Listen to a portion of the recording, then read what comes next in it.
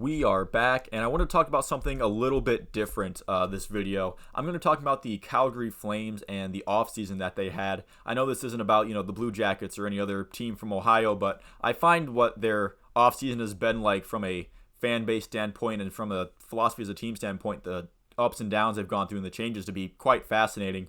So right before free agency, it is revealed that Johnny Gaudreau, one of their biggest stars, he scored 115 points, would be testing the free agent market after the team has been trying to negotiate with him.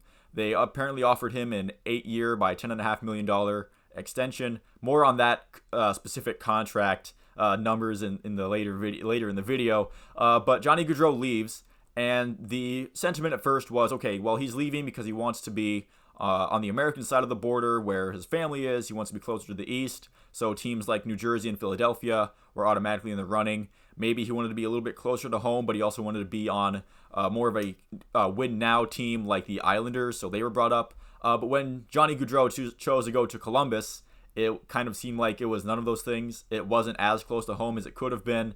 The Jackets aren't expected to contend for a cup even with Johnny Gaudreau there now. So when this happened, the Calgary fans were, they were pissed off because their star left not to be closer to home or not to be, on a cup contending team, but really to sign for less money on a team that is worse.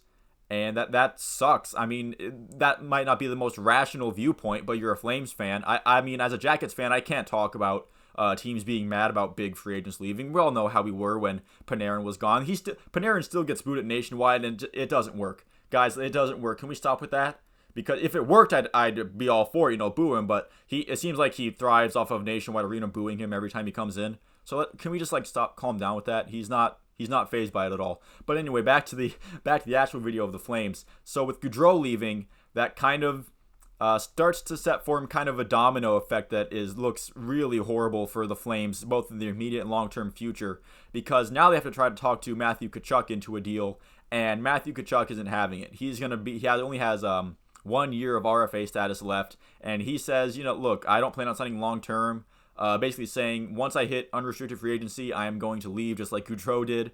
But it is important to note that he did let the team know that with 1 year of contractual control. Back to the Blue Jackets, we did see what Seth Jones letting the Blue Jackets know he wanted out with 1 year left did for them. They were able to trade him to Chicago for a boatload of stuff. So players letting the teams know what they're going to do a year in advance really does give the teams an advantage. It really is a nice courtesy for the players to do that because it gives them time to strategize and plan. So Matthew Tkachuk basically gives the Flames a list of teams that he'd be willing to sign for long term because they would give the Flames the most assets. And the Florida Panthers, they win the Johnny Gaudreau, the Matthew Tkachuk sweepstakes in a deal where it's kind of questionable if the Flames really had much leverage because, again, Matthew Tkachuk was just going to walk to free agency the next year. Hypothetically, all of these teams could have just waited and tried to get a deal done there. But Matthew Tkachuk is a special player, and that's the leverage that the Flames have, is that the Panthers want Matthew Tkachuk, the Flames have Matthew Tkachuk, and the Panthers want him really bad. That's the leverage the Flames have, is that the Flames have Tkachuk and the Panthers don't. So Calgary trades Matthew Tkachuk and a 2025 fourth-round pick to the Florida Panthers for Jonathan Huberdeau. This is already a blockbuster trade. Mackenzie Weegar, all right, Cole Schwindt, a prospect, and a 2025 first-round pick. Why 2025? Well, because Florida doesn't have a first-round pick until 2025, and now it's still 2026 because they dealt that 2025 first-round pick. Florida spends a lot of first-round picks, but you got to do it all for the cup, and that's fine.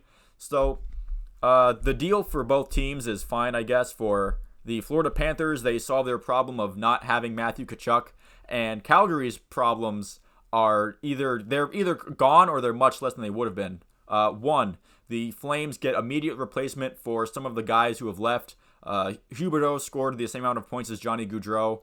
We can debate about who's like an actual better all-around player or not, but getting Jonathan Huberdeau, a certified top liner, back when Johnny Gaudreau left is huge. You don't have Matthew Tkachuk anymore, but you do get Mackenzie Weegar, who is an excellent defenseman. I guess you can replace Eric Goodbranson and all the crap he provided with the Flames with Mackenzie Weegar, which is huge.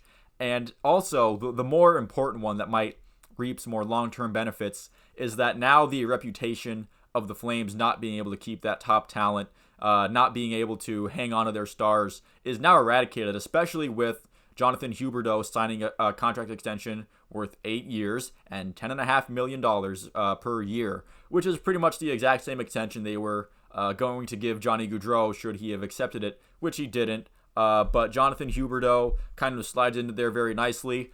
Will that contract age very well in years 6 through 8?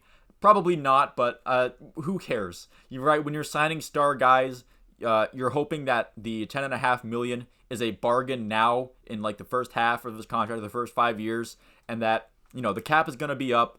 You can cap maneuver later. Maybe that 10.5 is an albatross and it's bad and it looks horrible on all the metrics or whatever.